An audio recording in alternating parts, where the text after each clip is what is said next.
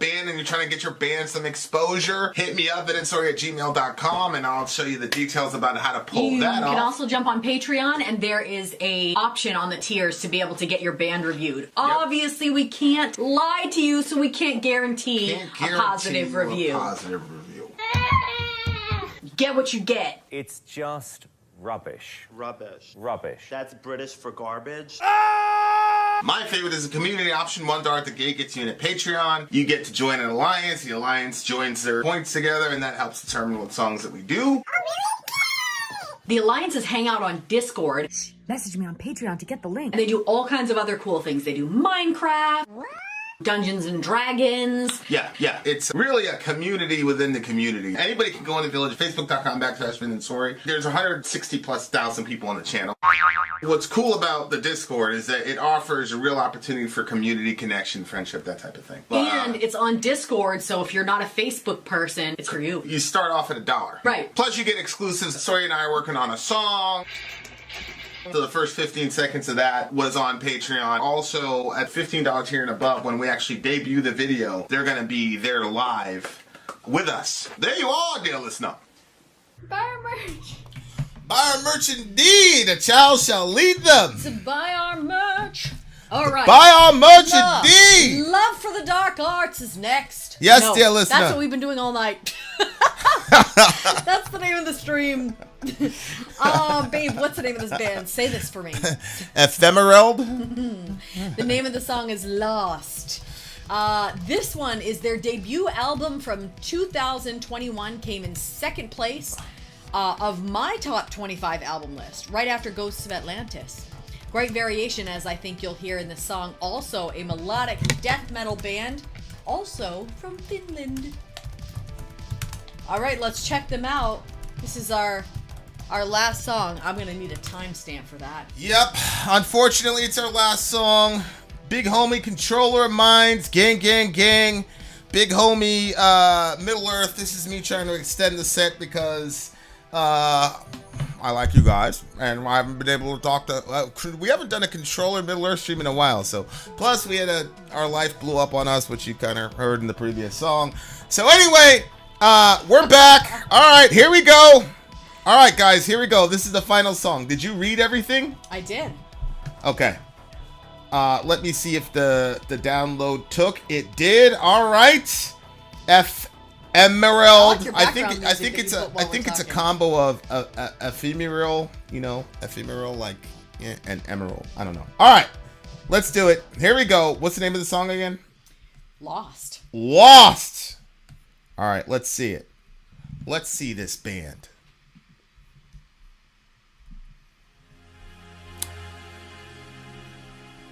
This is going to be a contender from #1. I can tell already. Oh, that's pretty. There goes Phyllis.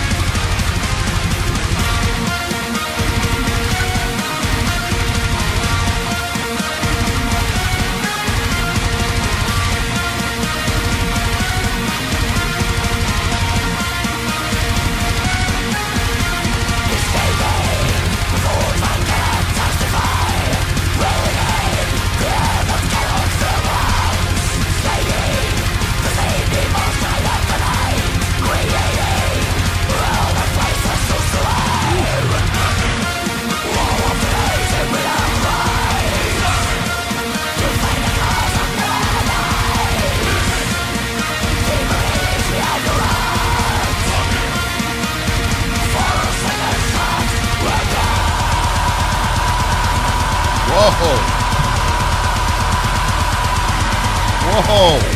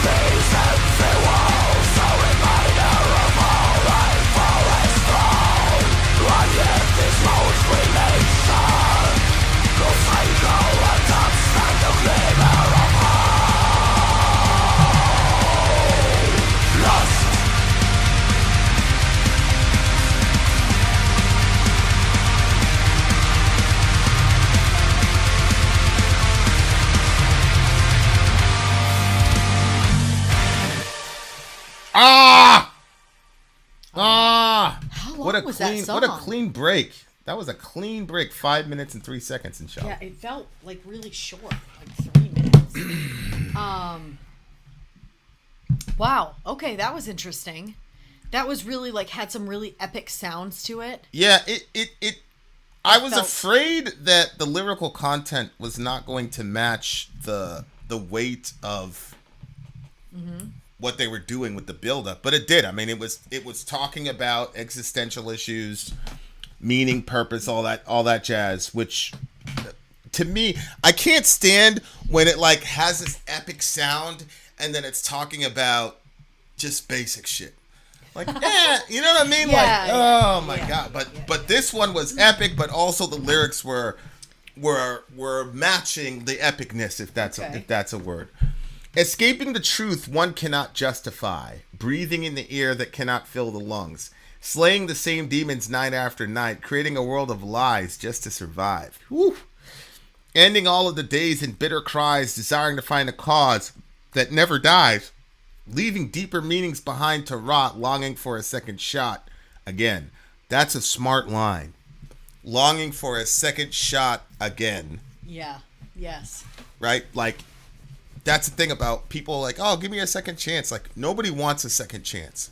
You want a 19th and a 38th chance. You don't want a second chance. Mm-hmm. Like, how many things, honestly, in your life, whether it's a relationship or your relationship with God or your relationship with your own moral self, how many times have you said, all right, if I have one more chance to do that, I'm going to do it right, and then you fuck up again?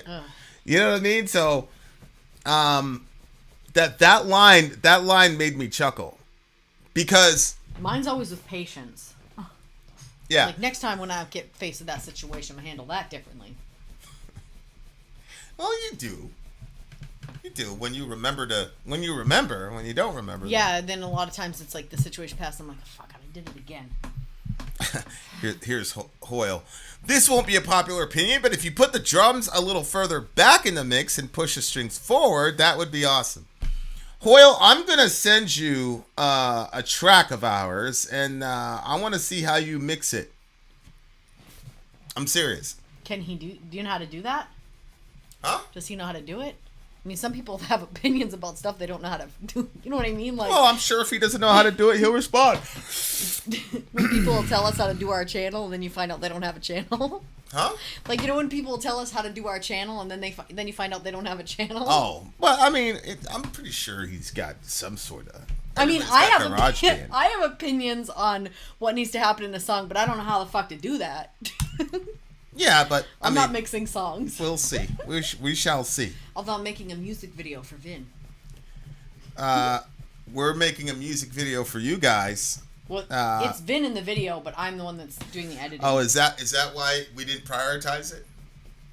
Honey, I told you how much I didn't want to paint today. And I was in there painting the green room while you were playing games about dots.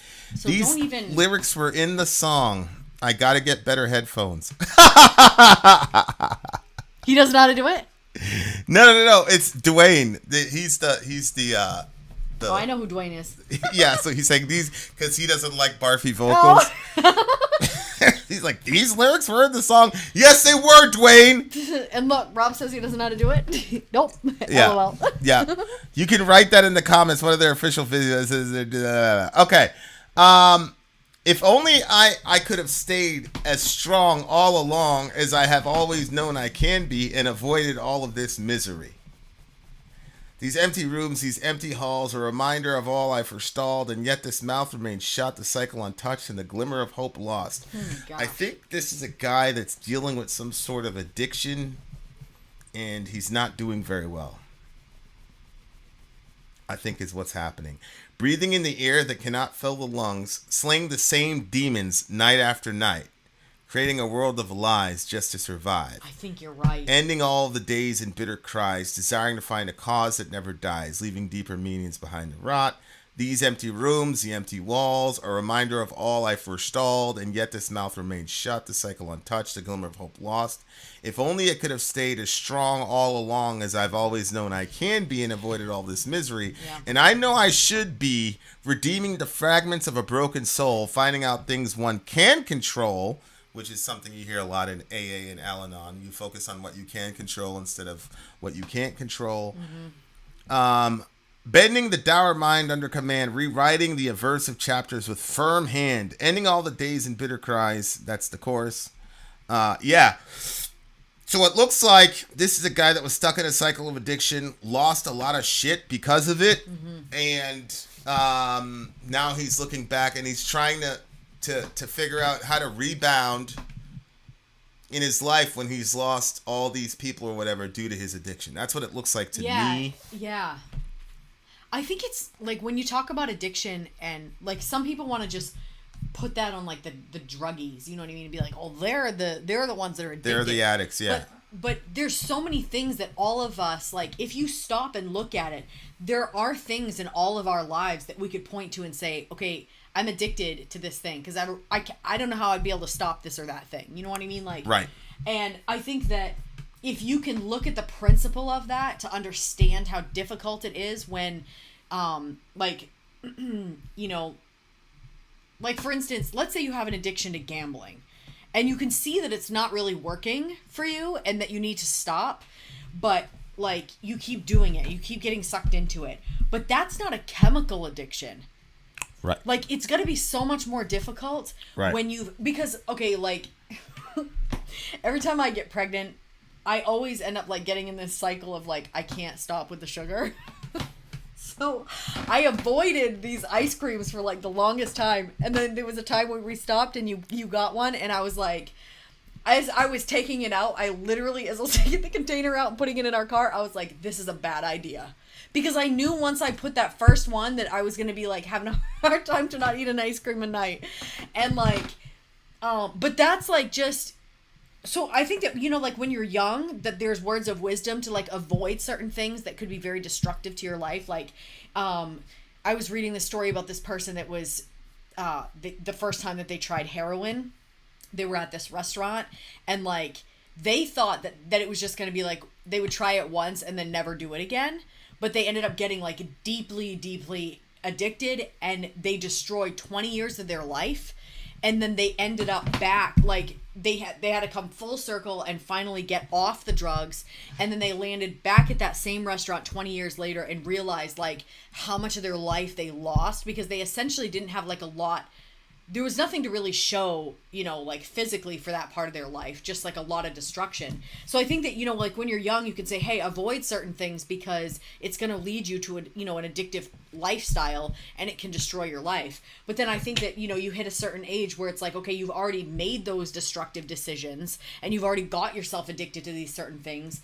And I think that like the way that he describes this, I have to say, I feel so heavy when you were reading the lyrics, like the idea of being like under the control of something, and like where he's talking about like just like lies and like give me a second shot again, like all those different things, that these empty rooms, these empty walls, a reminder of all I forestalled, like, and yet this mouth remains shut, the cycle untouched, and the glimmer of hope is lost.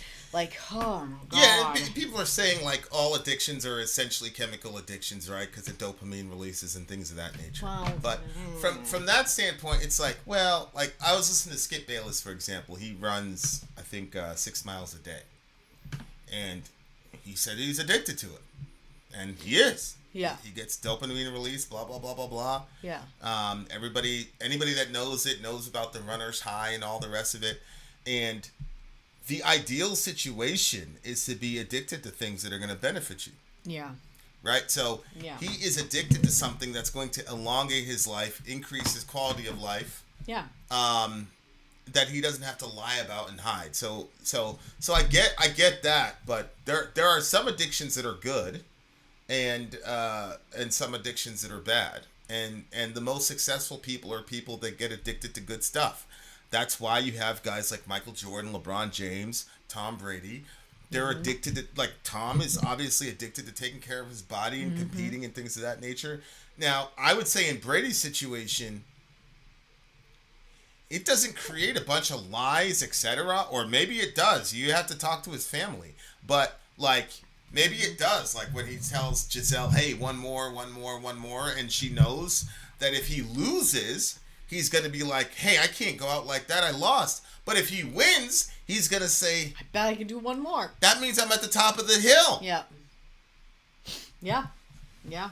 So I think it's very, like, heroin, crack, cocaine, weed, alcohol. I think those kinds of addictions were like, yeah. But there are other addictions that are there that create patterns of destruction that are very like me. I was I don't know if addicted was the term, but I was out there, you know, doing the work, you know, and the kids were obviously suffering for it. So it's very fascinating. But yeah, in this situation, I'll tell you, I've never been in a situation where I've like ever had to struggle with something. You see what I'm saying? So, like, for example, we're in a situation, and I was like, yeah, I'm just going to quit that cold turkey. Like, I don't know. You have a pretty strong addiction to one thing. I didn't, yeah, but I don't struggle with that. I don't struggle with that. You see what I'm saying? It's not something where I'm like, oh. Yeah. So, yeah. Like, it's easy for people who've never really struggled with those kinds of issues or have a mental disposition where you can just stop something cold turkey and like, it doesn't bother you. Yeah. Like, if it's very hard for people like that. I made this mistake a lot because it's just, we'll just stop. And it's like, well, it's not that simple for a lot of people. So, like, I've been doing a lot of, like, that's one of the conversations I had with you about certain topics. Like, how is this really different from this if it's the same sort of chemical psychological profile? Like, and I understand you, but I kind of look at you, I'm like, she's not really being objective about it, obviously, because she thinks she's benefiting. So anyway, I am benefiting. It's a very interesting conundrum. I think there are some addictions where it's obvious this is destructive, heroin, whatever. Yeah. Like right out the gate, we don't need to have a discussion. There's no debate. Right. But there are other addictions that I think I wouldn't say just as destructive. What I will say is would probably have similar results in the long run, as far as like being isolated, losing people you love, etc. I think this is something that I've actually never heard anybody talk about. Maybe it's been alluded to, but I think that people can get addictions to certain emotions. 100%. And you're like addicted to being like sad all the time, or you're addicted to being depressed, or you're addicted to being angry, or whatever. Like, and I think that we have to, you know, for me, like I've noticed that I've been on like this run of low patience, quick to get frustrated. And I'm trying to I'm really working at trying to change that and be like, this is not that big of a deal. Like, why do I instantly feel so angry over not spilled milk, but situations that don't need that level of frustration. Like today, I really wanted to get to a certain place. It wasn't even for my benefit, it was for yours. Yeah. And we weren't gonna, and I got really upset that we didn't get there to get that thing for you. And you were like, why are you so upset about this? Like, it's just not going to happen. We were supposed to be somewhere for 5:00. Oh, yep. And then I was like, why am I getting so upset about this? Honestly, I don't know. Like, it's, I feel like that was something that would have really benefited you, and I really wanted you to have that. But, like, why am I going to expend that level of energy when you're clearly not expending it for your own self? Right. Why am I getting this upset about it? I agree. So, but I don't know, like sometimes... Then in those situations, I always end up getting the brunt of it anyway. You always take it out on me anyway. I was like, yeah, how come we didn't leave? Like, whoa. Yeah, and then you started going after me. I was like, here it is. Unbelievable. Somebody's got to be blamed. I just wanted you to be all set up and have everything that you needed. But then I was like, when you said, like, whatever, then I was like, you know what? Why am I getting all upset about this? Like, nobody's hurt. Nothing's going to happen. Like... Yeah. We've been going the same way for 5 months. What's one more day gonna matter? Like, whatever. So, yeah. But like, I think that that's something that we have to all, like, everybody has to assess their own life and say, how much of my life am I angry? How much of my life am I sad? And I think that there are phases that we go through, and there are, like, obviously, if you just had something serious happen that was a genuinely sad situation, you're going to be sad. But your entire life shouldn't be full of sorrow. Just like your whole life shouldn't be full of rage and anger. And if that's the case, then we need to start setting up appointments to see some therapists. And you know what I mean? Like, start actually working on that, because, you can absolutely get addicted to certain feelings that are very negative for you and not healthy. So it's not just substances and... obvious things, but... Obviously. What'd you give this song? A 9. Yeah, I give this a solid 9.4 as well. I didn't give it a 9.5. Really good job. Luminous Night gave it a 9.5. We were very close. We were very close. Another one in the books, dear listener. We have more for you on the way in the next coming days. Yep. Stay tuned. Don't touch that dial. Much love to the big homie controller of minds. Much love to the big homie Middle Earth. Peace to all the rest of you beautiful people. We are out of here.